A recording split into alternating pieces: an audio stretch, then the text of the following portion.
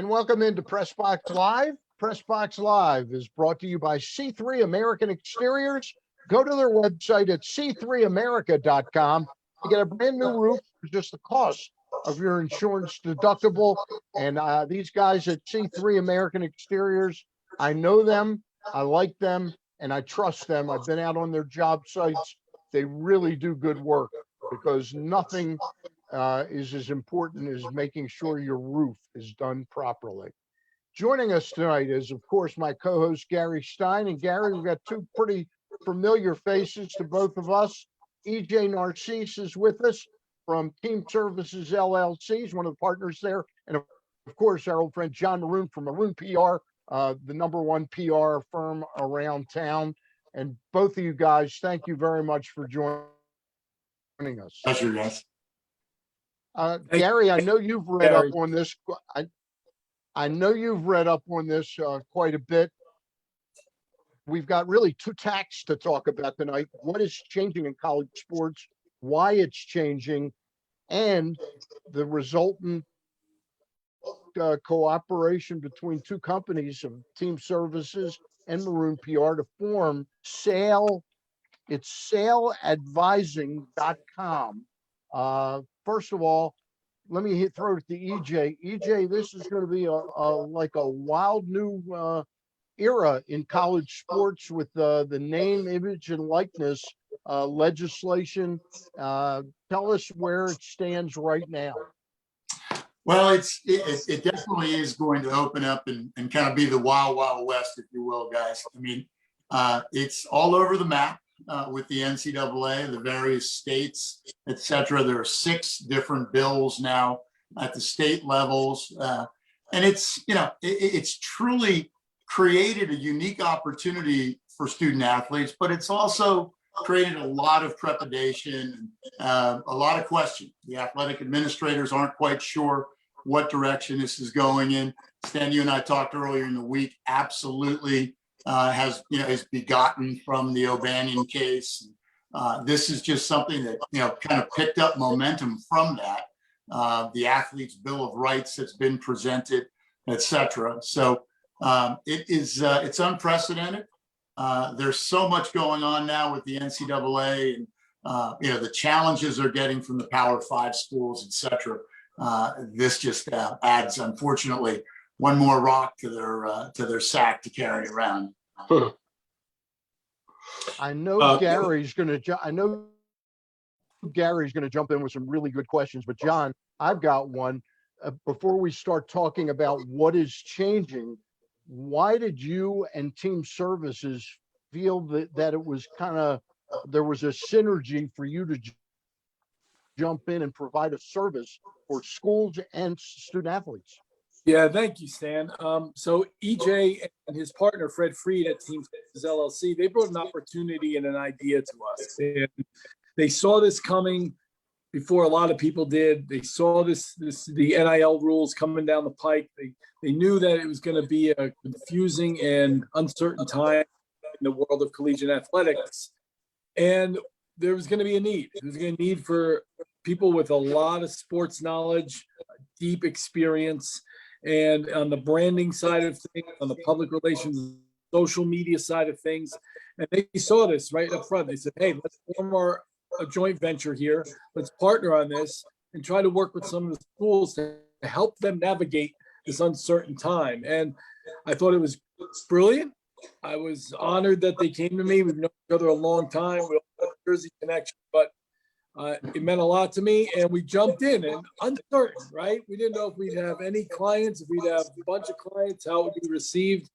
And so far it's been received very, very well. Virginia Commonwealth and UMBC are our first 2 client schools. We've been in talks with several others. So there's a need. There's still an unknown, but even during the times of unknown, the schools are seeing a need to tell recruits, student athletes, their parents, that we have a plan. We have a group that we're working with that understands it's going to be a resource and an asset for you. And it's been great. Gary, yeah, Stan, you've got tons of questions.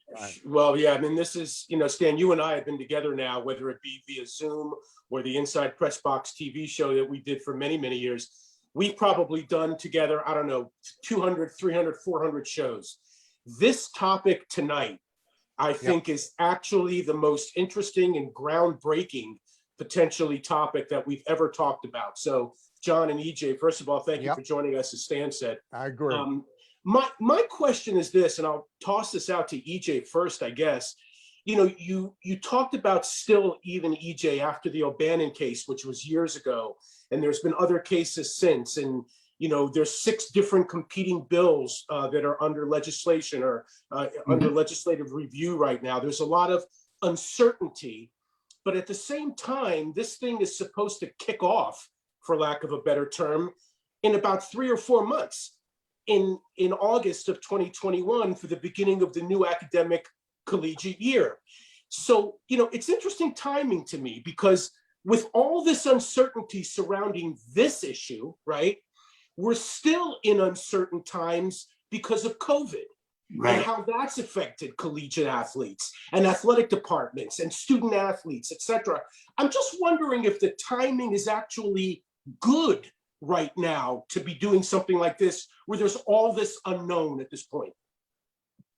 Well, it's a great question, and obviously everything that is going on right now, you have to ask yourself whether it's a great time to venture into anything new, because there's so much uncertainty. But the reality of it is, the pressure the NCAA is under, and I'm sure you've read this, is that the states aren't going to wait. This is now, when you saw the bill being signed in California, I don't know if you guys remember, it was a photo opportunity for the governor out there. And it was really unfortunate, because it's confusing. People think, oh, okay, now this is paying athletes, and it's really not paying athletes. And the bill in Maryland is the McNair bill is a wonderful bill, but NIL should have nothing to do with that bill. When you start talking about health and safety, we should separate that from marketing, et cetera. Vastly different, yeah. Absolutely. And the fact is that that's what's pushing this, Gary, is that the NCAA is scared to death that if they don't get the feds to weigh in on this, now what are you going to do? Athletes in California can get paid for endorsements, but athletes in Florida can't, or it's going to be an issue. They definitely put the brakes on this, but the individual state politicians are not going to let them stop it. It's going to have to happen in one way or another. I referred to the Athlete Bill of Rights earlier. It's the same thing. It's really not bad when you go through it, but the idea that all revenue sports should share their revenues with their athletes, well, that's just silliness. That doesn't even belong in the Bill of Rights. That's a whole nother topic, a whole nother matter. But I agree with you. I think the timing is unfortunate, but I don't know that you're gonna get this horse back in the barn, as they say. So, John, let me throw it over to you real quick. As far as SAIL is concerned, I don't know if we talked about this, but SAIL stands for Student Athlete Image and Likeness. That's a great acronym, by the way. So because there are so many sides to this thing, and I wish we had more time to discuss them all, but for your particular purposes, is your client the school, or is your client the student athlete, or in your case, are they actually one and the same? Thanks, Gary. No, our client is the school, and we are there working with the student athletes on behalf of the school. A few factors that came into play here when we heard from athletics directors, the challenges they're facing are, some of them are budgetary, right? You alluded to this earlier, and I think each touched on this, is that there's been no revenue coming in for a year. So staffs are thinner than ever, right? Right. Second, they want to outsource. They want to have trusted third parties come in to help them, so they can point to the student athletes, and they can point to the parents, and they can point to the recruits and say, we have these people, we have these old heads with lots of experience that can be a resource for you. And one of our big points that we really stress to these universities is, we do not want to be agents. We do not want to represent student athletes, not our role. We want to educate about opportunity. We want to educate them on how to build a personal brand. And frankly, I think everyone, we hear NIL, everyone's mind instantly goes to Trevor Lawrence and those sorts of guys. No, think for sure he's going to have his opportunities and people like him on the revenue generating side. What about the field hockey player that wants to run a camp, right? And wants to do that and make a bucks and enhance their revenue and start to set themselves up, utilizing social media professionally for the next step in their lives. Field hockey, soccer, whatever it might be over after 4 years of college. I can still stay engaged with the sport I love, and I can also utilize my brand to set myself up for my next career. So many different opportunities, and we're hearing that the athletics speaking to. Do you want to add on that at all? No, I think you hit the nail on the head. The fact of the matter is, for us, it's, we're going to be educating the athletic administrators as well. This is not their thing. We'll be educating the coaches. We'll be educating even, the parents and boosters for that matter. We had one of our clients say, would you be willing to prepare a presentation to our boosters so that they understand what the do's and don'ts are here?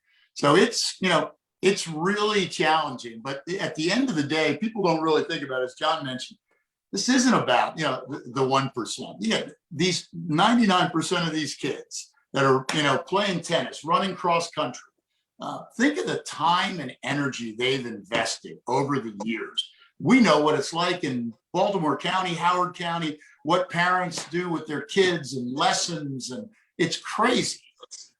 They finally now have an opportunity to stop and think, how do I find my way to monetize all of those relationships I've made over the years? Their kids aren't now So allowed. let me jump. Sure, go ahead. No, let me jump in and ask both of you, John and EJ. So what is the formula as to how the player gets compensated? In other words, it's nice to say the tennis player at Loyola College or the field hockey player at a school like Ryder or something like that, but they don't really, do they generate revenue that makes them valuable enough to be compensated? Well, not through the university. This is on the outside. So they, the star tennis player can go do a deal with a local car dealer. Okay. And because she has a social media following that's significant, nice kids, smart kids, somebody that the car dealership would love to have, because they're trying to sell a particular vehicle to a young demographic, recent college grads, etc. Think of something as simplistic as giving lessons. Right now, a golfer cannot be paid to give golf lessons because that's considered being a profession. I mean, it's real. Some of it's so archaic, silly that it needed to be done. Opened my eyes to it, John. Yeah, Stan, I'll add to what EJ's saying too. I'll give you a very specific local example. There's a young woman who's a talented golfer on the Towson golf team, and she has built her brand on social media on Instagram. She has a significant following, and that is an opportunity for her to capitalize on it. Like EJ said, it could be through lessons, it could be through having a deal with a club manufacturer, having a deal with an apparel company, and they can't do that, and that's going to change. And then they need to know where do I turn? What do I do? What's right? Am I getting ripped off? Am I being taken advantage of? How do I do this? Well, most of these student athletes, the vast majority, love their school. How do I build my personal brand and go out on social media while looking out for me, but also looking out for my university that I love and my teammates and my coaches and my administration? They want to do that, but it's confusing. It's the Wild West. Our agreements with our schools right now are very liquid in a sense, in the fact that we still don't know the rules that are. So we had to make sure that the schools know, as the rules are set in place, we will evolve with you. We will be flexible with you and make sure that it works for you. And they seem very interested in this. Hey guys, The word you meant was fluid, right? Fluid, not liquid. Yeah. You yeah, meant fluid, liquid. right? Okay, Gary. Thank you, Stan. You always got my back, Stan. Gary. Hey, all right. hey, John, let me back that up from what you guys were just talking about. And actually, EJ kind of alluded to it, or maybe you did. I forget now. I'm getting older, obviously. But somebody said like one of the things could be opening up a camp, like a field hockey player could Right. potentially, instruct some players.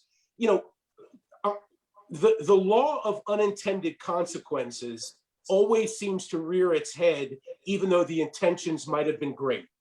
And so my question, John, to you is, that could potentially, there are certain things that could potentially put a student athlete in competition with their coach, for instance. Like, let's say you're talking about this field hockey camp, okay? So the coach at a particular school may already have a field hockey camp. That may be a source of income for her. And, like a side source of income, maybe it's even part of her deal with the university. They get paid to coach and they get paid to do a camp.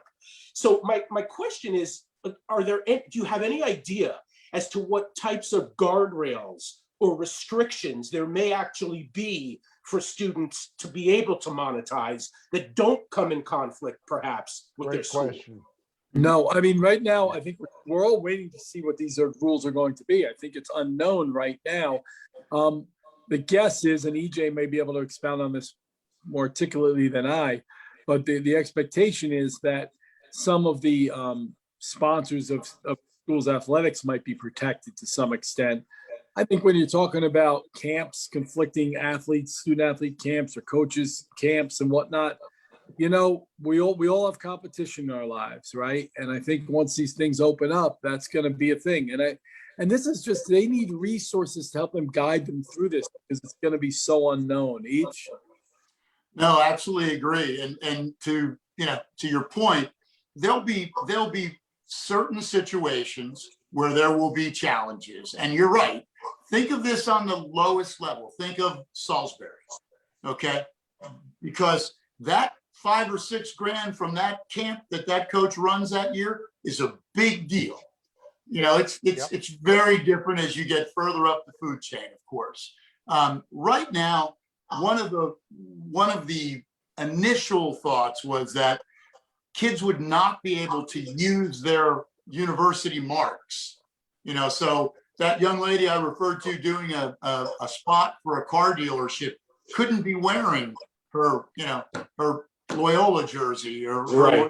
sweatshirt, which to me is absolutely ridiculous. If you're the university, why would you ever prevent that kid from promoting your brand, that university brand? But the thought immediately is, think of the media rights holders that are paying tens of millions of dollars to these schools. Well, that's great when it's Alabama and it's Penn State, but when it's Loyola, to make a blanket statement that you can't do that, it should be done on a case-by-case basis. It should be something that, again, they work out at each individual school, rather than just to say you never want them, in their. You don't think Towson wants that golfer walking around wearing a Towson sweatshirt everywhere she goes? That's just blasphemy. So there's a real fine line. What they're really worried about is that young lady at the car dealership. Well, it's a Ford dealer and they got a Chevy deal, through Learfield. That creates the issue. That's the much bigger issue. Mm-hmm. So, and so let me pop in just one more quick one. EJ, on that note, okay, you sent an interesting article, a commentary actually, from Greg Bianchi from the Orlando Sentinel, one of the best sports writers in the country, actually. And he wrote about this, and he wrote about specifically the University of Central Florida at their spring game. Their coach, Gus Malzahn from Auburn fame, allowed the players to put their hashtag, their Twitter hashtag on the backs of their jerseys as opposed to their names, which opens up a whole new Pandora's box of branding and all that stuff. sure. But the interesting quote inside of that commentary came from Scott Frost, the Nebraska head football coach. And basically, with paraphrasing, it said that there's going to come a time shortly where universities are going to be competing against one another and telling their potential student athletes that they could potentially make more money, that they'll get more exposure at their university than at another university. So my question to you is, while I think your idea is great and you should get in front of these athletic departments and the student athletes, isn't there also room for an educational piece for high school students who have yet to pick a college, to make sure that they're picking a college for all the right reasons and not just monetary reasons? Gary, you're giving away our business idea that we want to start. Well, what I'm saying, EJ, is your idea is great. I know you're going to be successful, but I think there's actually more, because I think now the nature of a relationship between a high school athlete and a college is going to be more transactional. It's going to be about, okay, where am I going to make the money? Where's the best opportunity? I don't think that's good for people in the long run. I think there needs to be more education about that. Well, let's talk about that for a second, because that's really our point of difference. You know, I mean, again, not at the high school level, but our whole platform is education. We're not going to tell these kids how to go make money. We're going to tell them how to use their personal situation. You know, these athletes have to take stock in where they are. You know, remember, the average student athlete is at a complete disadvantage to the regular students on campus. They can't go do a summer internship. They're going to be practicing the entire summer, working out the entire summer. So they're at a complete disadvantage. So that's where we're going with this. Where does this take you? How are you going to use your situation? Don't look for the money necessarily. You know, look for the opportunity. Match yourself up with, you know, this is Gen Z we're talking about, guys. They are all about authenticity. They don't want, you know, the millennials were the millennials. They want to be different. Gen Z is about being authentic. So we want to talk about, what are your interests? Find those type of companies. Those are the kind of companies you want to partner with, so that you can say, hey, honestly, I'd love to take your $1,500, but what I'd really like is a summer internship. You know, That's a good point. Yeah. And that's where we're going with this. And what's been fascinating is talking to the athletes. You know, John's niece plays. By the way, I want to Go ahead. No, I'm apologize. We're having sort of a voice lag that we've never had before. I wanted to plug again the website. It's www. I'm old, that's why I say that. .saleadvising.com is the website. I want to jump back in because we could talk 2 hours about 100 different topics, but I wanted to talk about sale a little bit. And how are you, John, at this point in time? I know you have a Rolodex of tons of people, but how are you choosing who you reach out to, and what has been the response that you're getting from the schools? I know you've signed 2 schools up from talking to EJ.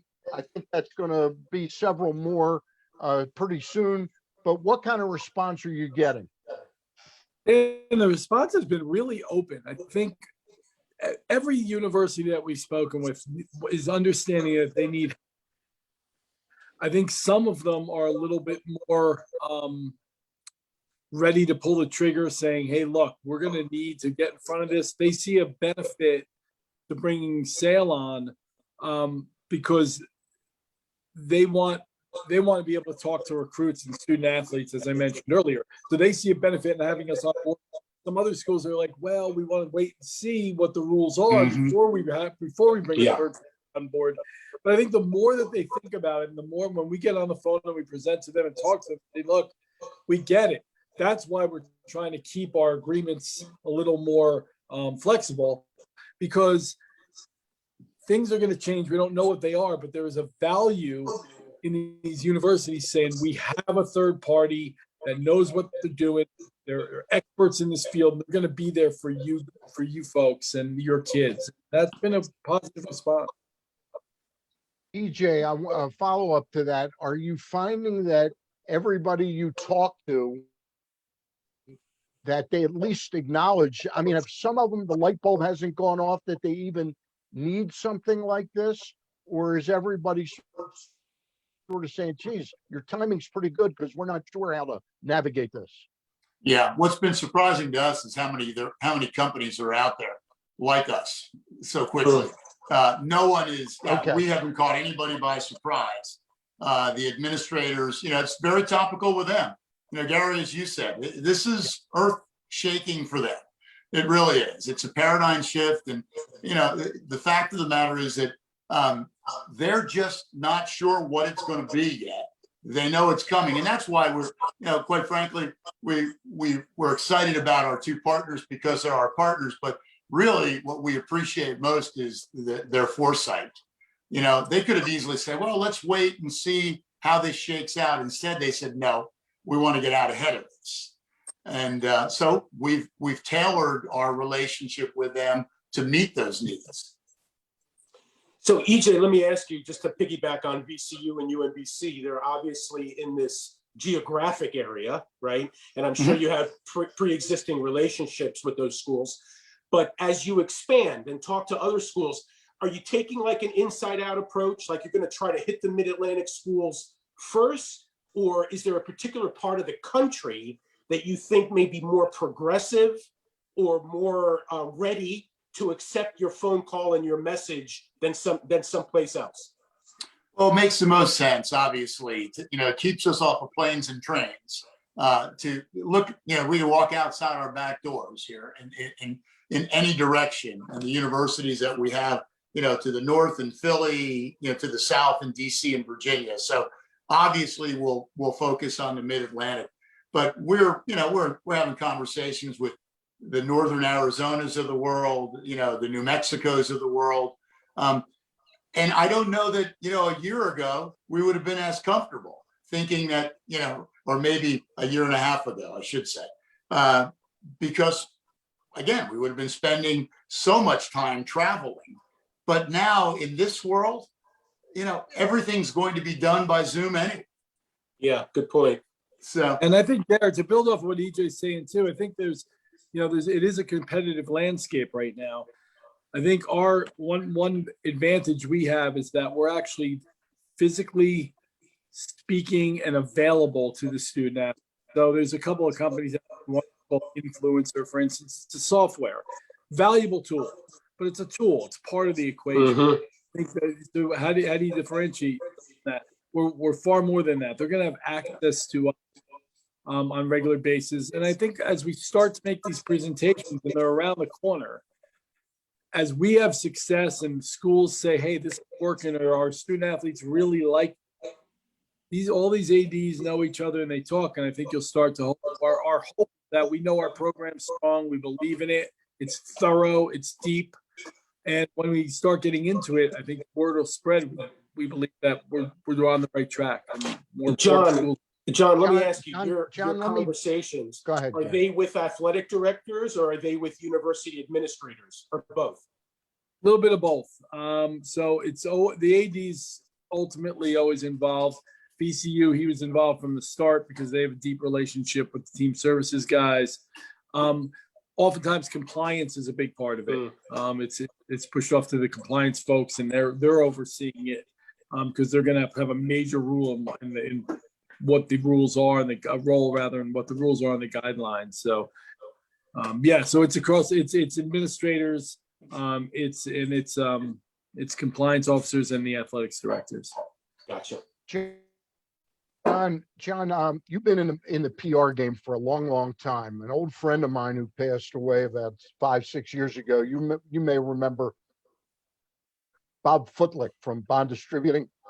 His brother was a college professor and had written a book about universities and how poorly, in general, they handle PR.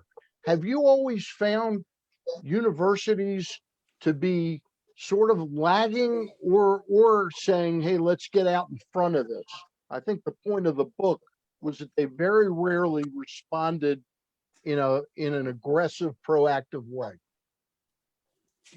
I think that might have been the case in the past, Stan. The more I talk to people at universities now, the more they understand the vital nature of public relations. And I think especially since social media is so prevalent with the student athletes, with the schools themselves, how they're reaching their audiences, how they're reaching their student bodies, they're more and more sophisticated. You look at what UMBC does on social media; they're a dominant player there. So I think there's more and more sophistication there than there had been in the past, for sure. Another question about sale to both EJ and John. You've got a couple universities right now. What do you expect this when it shakes out this first year? How many universities can you handle? Because this seems like it's some time-intensive work dealing with a myriad of different types of sports and the different number of athletes you'll deal with. EJ, let me throw that to you first. Yeah, Stan, to stay true to ourselves, you're right, because we are anticipating that there'll be a lot of personal one-on-one coaches. We want everyone to be comfortable with this. So we'll try to stay within ourselves and not, overextend, but we'll do what we need to do also. It's going to be really good. And if Sale needs new employees, John Maroon will hire them, right? At Maroon PR? Yeah. Well, because we have talked about that. Look, you don't want to put the cart before the horse, but what you do is you hearken back, and you remember this, you hearken back to when you started a business. And what do? You start it, you have limited bandwidth. And when you reach that point, the tipping point, where you just grow, you add. We'll do what we need to do. If this is as successful as we hope and think it's going to be, we'll have a whole team. Right now, Maroon PR and Team Services LLC's teams are handling this, and we're fine. But at some point, we're going to hopefully have a sales staff, and that's the goal. I've got one more question, then I'll toss it to Gary for a couple more, and we'll kind of call it quits tonight. My question is, most of us, when we talk about this topic, we're thinking of Division I. What are the impact on Division II, Division III, the Stevensons, the Salisbury? EJ, I'll throw that to you. Is this going to have a potential for an adverse effect, or what about that?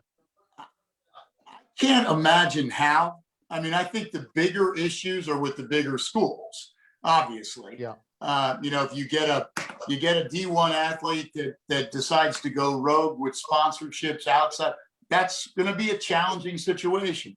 But what we're really talking about at the D2 and D3 level is teaching these kids how to set up the opportunity to go give lessons, how to put a partnership deal together. They've never done anything like this. And this is where I say, that's where the education comes in. We talked earlier today about, making this part of a core curriculum for student athletes, and so they can get credit to actually take a class that walks them through all of these things.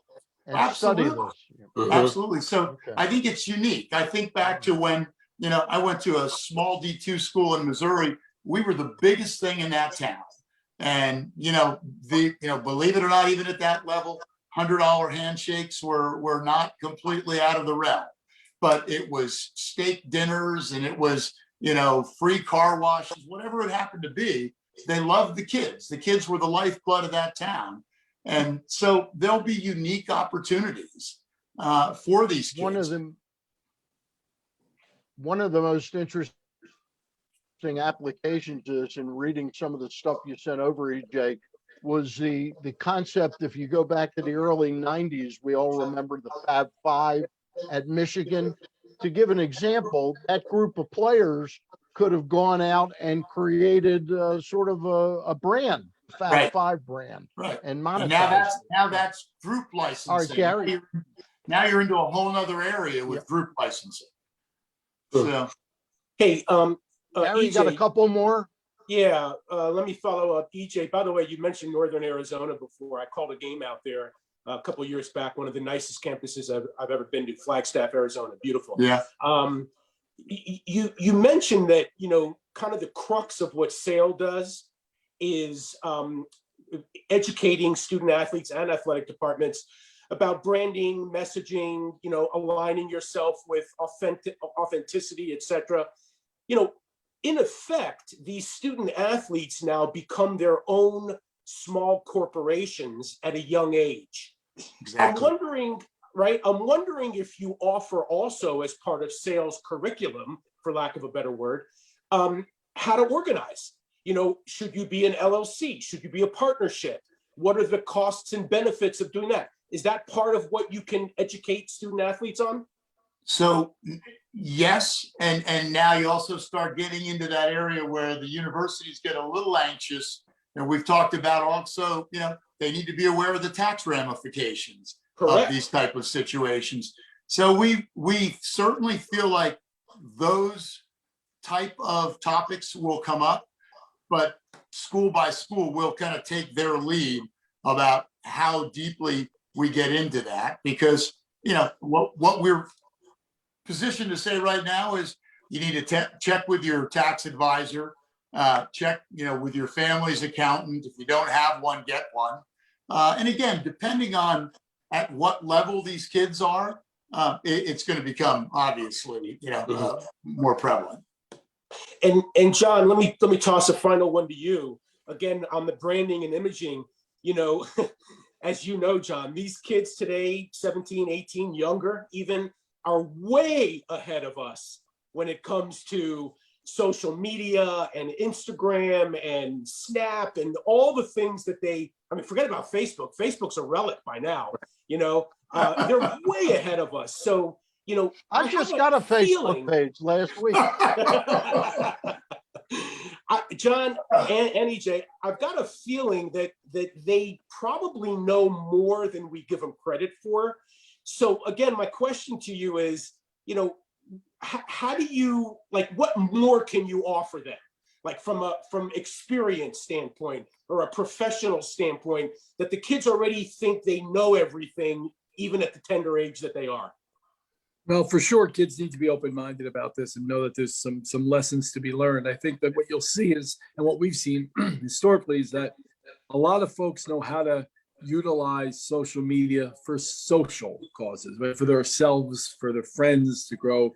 They don't necessarily think of it in terms of business. They don't think of it in terms of even, okay, I'm going to do this with this car dealership down the street.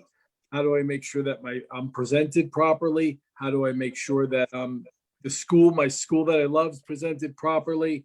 I think there's two ways of thinking when you get into the branding universe, and especially in the social media space, is personal, where we can all do it and do our own thing and kind of talk and post and whatnot, and then the professional and the ramifications that come with it, good and bad, of how you handle yourself on these platforms, and the knowledge that this stuff doesn't go away. It follows you around.